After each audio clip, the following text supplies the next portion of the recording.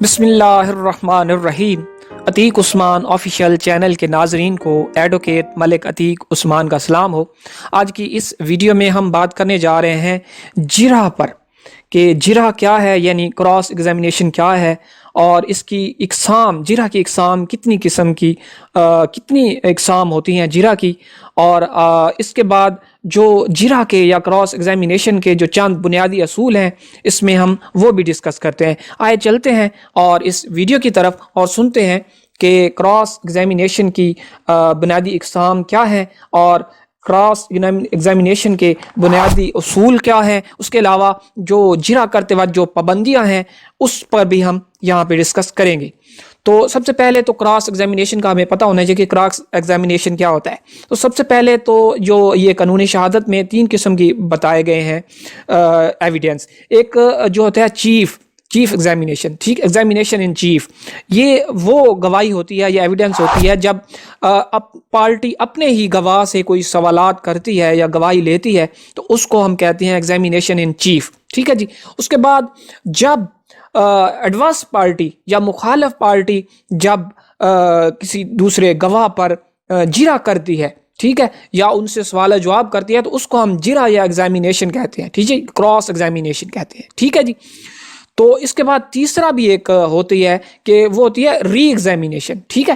ری examination کیا ہوتا ہے کہ جب جرح کے کرنے کے بعد کوئی نیا فیکٹ سامنے آئے، کوئی نئی حقیقت آشکار ہو تو وہاں پر عدالت کی مرضی سے تو یہ کراس ایگزامینیشن کے بعد ری ایگزامینیشن کا بھی موقع دیا جا سکتا ہے۔ تو اب چلتے ہیں کہ جرح کی جو بنیادی اقسام ہیں وہ کون کون سی ہیں۔ سب سے پہلے نمبر پہ جو ہے وہ ہے ظاہری جرح۔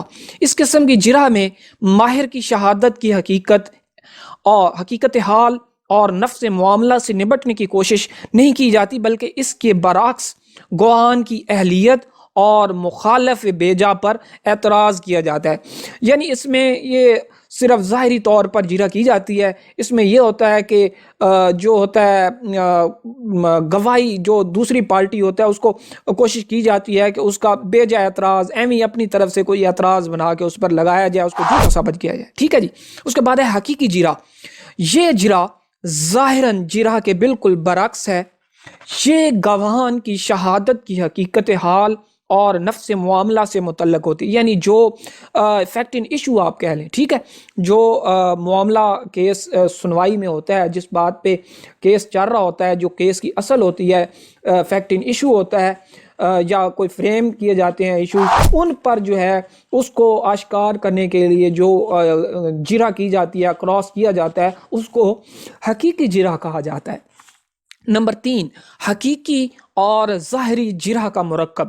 اب یہ بہت زیادہ استعمال ہونے والی جرح کی عام قسم ہے، یعنی یہ مکس اپ ہوتا ہے دونوں کا، اس میں ظاہری بھی ہوتی ہے اور یعنی یہاں پہ گواہ کو جھوٹا بھی ثابت کرنے کی کوشش کی جا رہی ہوتی ہے، اور جو حقیقت حال ہے، جو فیکٹ ان ایشو ہے، اس کو بھی کسی طریقے سے سامنے لانے کی کوشش کی جا رہی ہوتی ہے۔ اور یہ گواہان کی شہادت کی حقیقت حال اور نفس معاملہ اور گواہ کی اہلیت کی کمی اور جانبداری سے متعلق ہوتی ہے، یعنی اس میں یہ کوشش کی جاتی ہے کہ گواہ کو کسی طرح سے اس کی اہلیت جو ہے اس کو بھی اس کے معیار کو بھی کم دکھایا جائے، اس کے بعد اس کی جانبداری جو ہے گواہ کی وہ بھی ثابت کی جائے، اور وہ کوشش کی جائے کہ جو گواہ جھوٹ بول رہا ہے تو اس کے جھوٹ کو بھی اس سے پردہ اٹھایا جائے، ٹھیک ہے جی۔ اب جرح کے اصول پہ ہم بات کریں گے کہ جرح کے بنیادی اصول کیا ہیں۔ تو مخالف فریق کی طرف سے پوچھے گئے گواہ سے سوالات ابتدائی سوالات جرح کہلاتے ہیں۔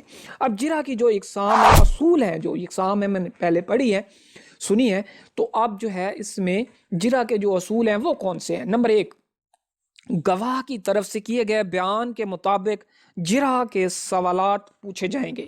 نمبر 2، اگر سوالات مقرر میں کوئی نئی بات سامنے آئے، یعنی دوبارہ سے کوئی سوال پوچھا جا رہا ہے، اس میں کوئی نئی بات سامنے آ گئی ہے تو مخالف فریق کو اس پر جرح کی اجازت ہوگی، جیسے کہ میں ری ایگزامینیشن والی بات کر رہا تھا۔ نمبر 3، ریکارڈ پیش کرنے والے گواہ سے مزید جرح کے سوالات نہ پوچھے جا سکتے ہیں کیونکہ اسے گواہ کی حیثیت حاصل نہیں ہوتی، یعنی جو ریکارڈ کیپر ہوتا ہے اس کو اگر جب پیش کیا جاتا ہے تو اس پر جو ہے وہ مزید جرح اس پہ نہیں کرنی بنتی، ٹھیک ہے، اس پہ نہیں کی جائے گی اور نہ اس پہ کرنے کی اجازت دی جائے گی۔ نمبر 4، بابت چال چلن گواہی دینے والے گواہ پر جرح کی جا سکتی ہے۔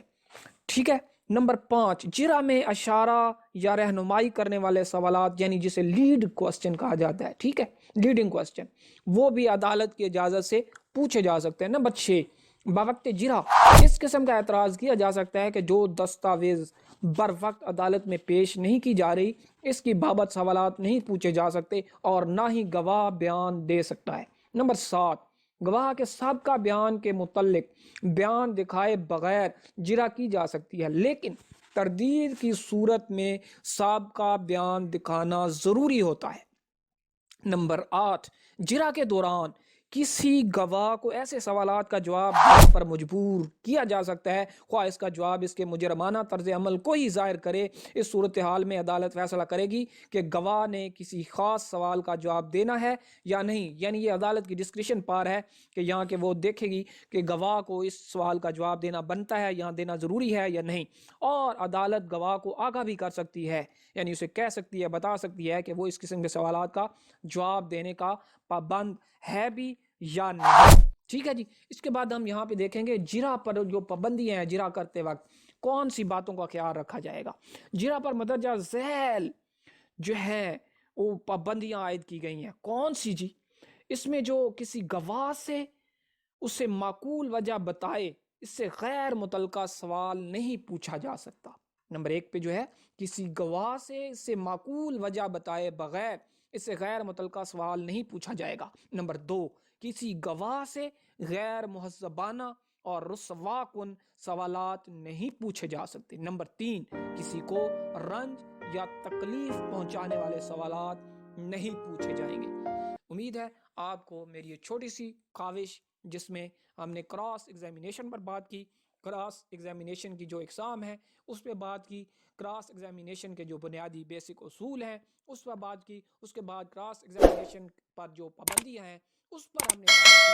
امید ہے یہ چھوٹی سی کاوش آپ کو پسند آئی ہوگی. اگر ویڈیو اچھی لگی تو جلدی سے ویڈیو کو لائک کریں اور چینل کو سبسکرائب کریں. ملتے ہیں اسی طرح کی نئی لا ریلیٹڈ اور انفارمیٹیو ویڈیو کے ساتھ. اس وقت تک اللہ حافظ.